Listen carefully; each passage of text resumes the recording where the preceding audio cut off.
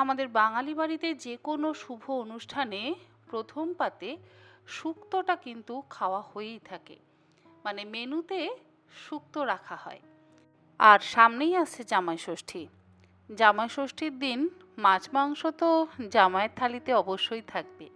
তবে প্রথম পাতে যদি শাক ভাজার পর শুক্তো দেওয়া হয় তাহলে আমার মনে হয় খাওয়াটা আরও একটু রাজকীয় হয়ে যায়। আর এই শুক্তো বানানো যে খুব একটা কঠিন কাজ তা কিন্তু একেবারেই নয়। সমস্ত সবজিগুলোকে একটু লম্বা করে কিন্তু কাটতে হয়।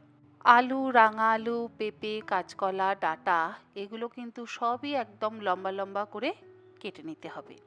আর এই শুক্তো রান্না করতে গেলে কিন্তু কিছু মশলারও প্রয়োজন হয়, যেমন আদা বাটা, তার সাথে থাকে আমাদের রাঁধুনি, যেটা না দিলে শুক্তোটাই আমার মনে হয় অসম্পূর্ণ থাকে, পাঁচফোড়ন, আর লাগবে সর্ষে এবং পোস্ত। আমি এখানে নিয়েছি 1 ইঞ্চি আদা, তার সাথে 1 টেবিল চামচ পরিমাণে রাঁধুনি, 1 চা চামচ পাঁচফোড়ন, 1 টেবিল চামচ পরিমাণে পোস্ত, আর 1 টেবিল চামচ পরিমাণে কালো সর্ষে। প্রথমেই কড়াইতে আমি দিয়ে দেব বেশ কিছুটা পরিমাণে সর্ষের তেল। সবজিগুলো তো অনেক আছে, সেই জন্য তেলের পরিমাণটাও একটু বেশি ব্যবহার করছি। মোটামুটি এখানে আমি 6 টেবিল চামচ পরিমাণে সর্ষের তেল দিয়ে দিলাম। তেলটা গরম হয়ে গেলে ঘরে তৈরি করা বড়ি আমি তেলের মধ্যে দিয়ে বেশ একটু লাল করে ভেজে নিচ্ছি।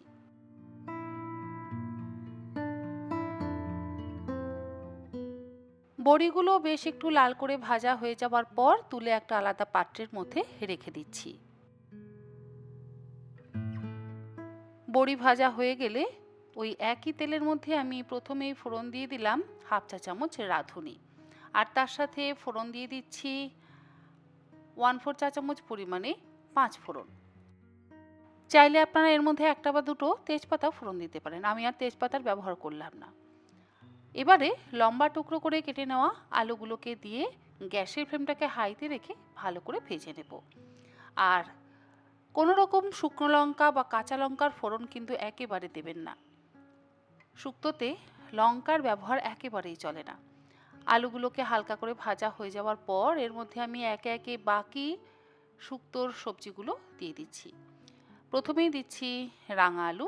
রাঙা আলুও কিন্তু লম্বা করে কেটে নিয়েছি। কাঁচকলাগুলোকে কেটে একটু হলুদ জলে ডুবিয়ে রেখেছিলাম, তাহলে কিন্তু কাঁচকলা কখনোই কালো হয়ে যায় না। কাঁচকলাগুলোকেও দিয়ে দিলাম। এবারে আলু, কাঁচকলা আর রাঙা আলুগুলোকে একটু হালকা করে হাই ফ্লেমে ভেজে নিচ্ছি, ওই 1 থেকে 1.5 মিনিট সময়ের জন্য। এরপরে এর মধ্যে আমি দিয়ে দিচ্ছি লম্বা টুকরো করে কেটে রাখা পেঁপে। আর সমস্ত সবজি কিন্তু লম্বা লম্বা এবং মোটা মোটা করে কেটে নিয়েছি। সবজিগুলোকে ভাজবার সময় দিয়ে দিলাম স্বাদ মতো লবণ। লবণ দিয়ে যদি সবজিগুলো ভাজা হয় তাহলে সবজির মধ্যে সুন্দরভাবে কিন্তু লবণটা ঢুকে যাবে আর সবজিগুলো তাড়াতাড়ি সেদ্ধও হয়ে যাবে। পেঁপের টুকরোগুলোকে দিয়ে আবারও হাই ফ্লেমে একটু ভেজে নিচ্ছি। সবজি একটু ভালোভাবে ভাজতে হবে। আলাদা আলাদা করে যদি সবজি ভাজা হয় তাহলে কিন্তু তেলের পরিমাণটা অনেকটা বেশি ব্যবহার করতে হয়। সেই জন্য আমি তেলের পরিমাণ যাতে একটু কম ব্যবহার করা যায়, সমস্ত সবজি আমি একসাথে ভেজে নিচ্ছি। আলু, পেঁপে এগুলো ভাজা হয়ে যাওয়ার পর এর মধ্যে আমি দিয়ে দিচ্ছি সজনে ডাঁটা। অনেকেই দেখছি আজকাল শুক্তোতে গাজরের ব্যবহার করছেন। অথেন্টিক শুক্তো রেসিপিতে কিন্তু গাজরের ব্যবহার একেবারেই চলে না, এটা আমার মতে।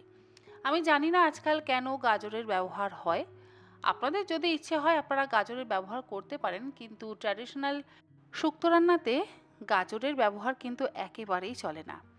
অনেকে অবশ্য শীতকালে শিম, বরবটি এগুলো ব্যবহার করেন। বরবটিটার ব্যবহার করা যেতে পারে, তবে শিমটাও আমি একটু অ্যাভয়েড করি। আবার শুনলাম অনেকে নাকি মূলোরও ব্যবহার করেন। অনেকের পছন্দ শুক্তোতে মূলো।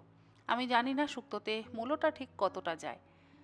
যাই হোক, আমি যেরকমভাবে শুক্তো রান্না করি এবং যেরকমভাবে খেতে পছন্দ করি আপনাদের সঙ্গেও ঠিক একদম ট্র্যাডিশনাল শুক্তোর রেসিপিটা শেয়ার করছি। সমস্ত সবজি খুব ভালোভাবে আমি ভেজে নিয়েছি। এবারে এর মধ্যে আমি দিয়ে দিলাম পরিমাণ মতন জল। দুধ শুক্তোই বানাবো, তবে সবজিগুলোকে আগে আমি জল দিয়ে সেদ্ধ করে নেব। লবণ তো ভাজার সময় দিয়েছি, তাই আর এখন লবণটা দিলাম না। যদি আপনাদের প্রয়োজন পড়ে আপনারা এই সময় লবণ দিয়ে সবজিগুলোকে সেদ্ধ করে নেবেন। সবজিগুলোকে সেদ্ধ হতে বসিয়ে দিয়ে আমি ভাজা মশলাটা করে নেব। কড়াইতে দিয়ে দিলাম আমি 1 চা চামচ পরিমাণে পাঁচফোড়ন আর 1 চা চামচ পরিমাণে রাঁধুনি। রাঁধুনি আর পাঁচফোড়নটাকে ড্রাই রোস্ট করে নেব।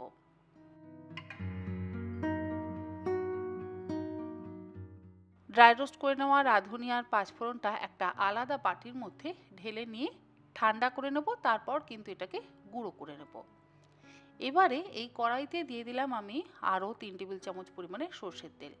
তেল গরম হয়ে গেলে আবার উচ্ছেগুলোকে ভেজে নেব, কারণ প্রথমে কিন্তু আমি উচ্ছেগুলোকে ভাজিনি, তাই আমি উচ্ছেগুলোকে আলাদা করে ভেজে নিচ্ছি। লম্বা লম্বা করে আমি উচ্ছে কেটে নিয়েছি।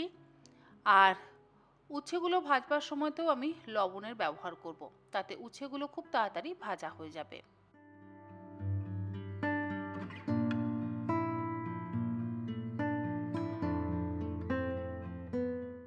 উচ্ছেগুলোকে ভালোভাবে ভাজা হয়ে যাওয়ার পর এর মধ্যেই আমি বেগুনের টুকরোগুলো দিয়ে দেব।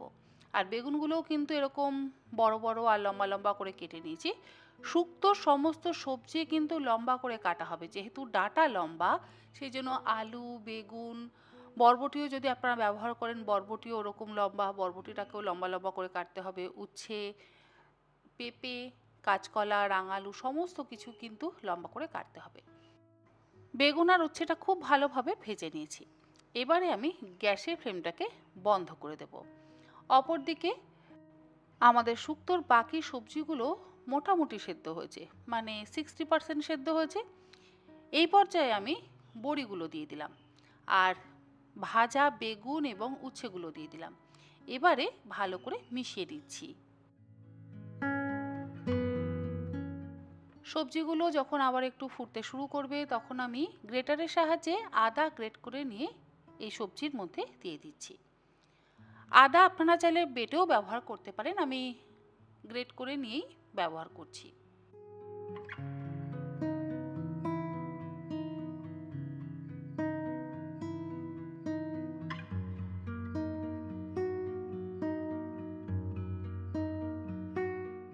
আদা বাটাটা ভালো করে মিশিয়ে নিয়ে এবারে সবজিগুলোকে একদম সুসেদ্ধ করে নেব। অপরদিকে যে ভাজা মশলাটা আমরা তৈরি করে রেখেছিলাম সেটাকে গুঁড়ো করে নেব। গ্রাইন্ডিং জারের মধ্যে আমি ভাজা মশলাটা নিয়ে নিলাম। ভাজা মশলাটা নিয়ে একদম মিহি করে গুঁড়ো করে নেব। আর এই ভাজা মশলাটা কিন্তু অবশ্যই ঢাকা দিয়ে রাখতে হবে, যাতে সুন্দর গন্ধটা বজায় থাকে। ওই একই গ্রাইন্ডিং জারের মধ্যে আমি নিয়ে নিচ্ছি 1 টেবিল চামচ পরিমাণে কালো সর্ষে, তার সাথে দিয়ে দিলাম 1 টেবিল চামচ পরিমাণে পোস্ত। রাঁধুনি আর পোস্তটা আমি প্রথমে ড্রাই গ্রাইন্ড করে নিলাম। রাঁধুনি আর পোস্ত ড্রাই গ্রাইন্ড করে নেওয়ার পর এর মধ্যে আমি দিয়ে দিলাম 1/2 কাপ পরিমাণে নর্মাল টেম্পারেচারে থাকা দুধ। এবারে দুধ দিয়ে আমি মশলাটাকে একদম মসৃণ করে বেটে নিলাম। মশলাটা বাটা হয়ে গেলে এবারে সেদ্ধ সবজিগুলোর মধ্যে আমরা মশলাটা দিয়ে দেব। যেহেতু এটা দুধ শুক্তো বানাচ্ছি সেই জন্য এর মধ্যে আরও 1 কাপ পরিমাণে দুধ আমি অ্যাড করব। জল দিয়ে আমি সবজিগুলোকে সেদ্ধ করে নিয়েছি। সবজিগুলো সুন্দর সেদ্ধ হয়ে যাওয়ার পর আমি শুক্তো রান্নার শেষ পর্যায়ে কিন্তু দুধটা অ্যাড করছি। শুরুতেই যদি সবজি দিয়ে দুধ দিয়ে সেদ্ধ করা হয় তাহলে অনেকটা পরিমাণে দুধের ব্যবহার করতে হয়, তাই আগে জল দিয়ে সবজিগুলোকে সেদ্ধ করে নিয়ে শেষে আমরা দুধটা ব্যবহার করব। দুধটা দিয়ে এবারে ভালো করে একবার ফুটিয়ে নেব। এবারে এর মধ্যে ব্যবহার করছি স্বাদ মতো লবণ। সবজিগুলো ভাজবার সময় কিন্তু আমি লবণের ব্যবহার করেছি, তাই লবণটা অবশ্যই বুঝে কিন্তু আমাদের ব্যবহার করতে হবে। আর শুক্তো অবশ্যই একটু মিষ্টি মিষ্টি হয়, তাই মিষ্টিটা তো দিতেই হবে। আমি এখানে 3 চা চামচ পরিমাণে চিনির ব্যবহার করলাম। আপনারা নিজেদের স্বাদ অনুসারে লবণ আর চিনিটা ব্যবহার করবেন। লবণ আর চিনিটা দিয়ে 2 মিনিট ফুটিয়ে নেওয়ার পর গ্যাসের ফ্লেমটাকে বন্ধ করে দিলাম। রান্নার শেষে দিয়ে দিলাম তৈরি করে রাখা ভাজা মশলা, যেটা না দিলে শুক্তো রান্নাটাই অসম্পূর্ণ থেকে যায়। যতটা পরিমাণে আমি ভাজা মশলা তৈরি করে নিয়েছিলাম সবটা ভাজা মশলা দিয়ে দিলাম। আর দিচ্ছি ঘি। ঘি আর ভাজা মশলা কিন্তু শুক্তো রান্নার শেষে অবশ্যই ব্যবহার করতে হবে। 3 চা চামচ পরিমাণে ঘি ব্যবহার করলাম। এবারে ঢাকা দিয়ে 5 মিনিট স্ট্যান্ডিং টাইমে রেখে তারপর এটাকে সার্ভ করব। গরম ভাতের সাথে প্রথম পাতে এরকমভাবে শুক্তো বানিয়ে নিজেরা খান এবং বাড়ির সকলকে খাওয়ান, অবশ্যই সকলের ভীষণ ভালো লাগবে। আর এর থেকে বেশি ঘন ঝোল বা গ্রেভি করবেন না, কারণ ঠান্ডা হয়ে গেলে কিন্তু ঝোলটা একটু ঘন হয়েই যাবে। আমাদের ট্র্যাডিশনালি শুক্তো রান্না কিন্তু একদম তৈরি। আশা করি আমার আজকের এই রেসিপিটা আপনাদের ভালো লাগলে এরকমভাবে অবশ্যই বাড়িতে বানিয়ে নিজেরা খান, সকলকে খাওয়ান।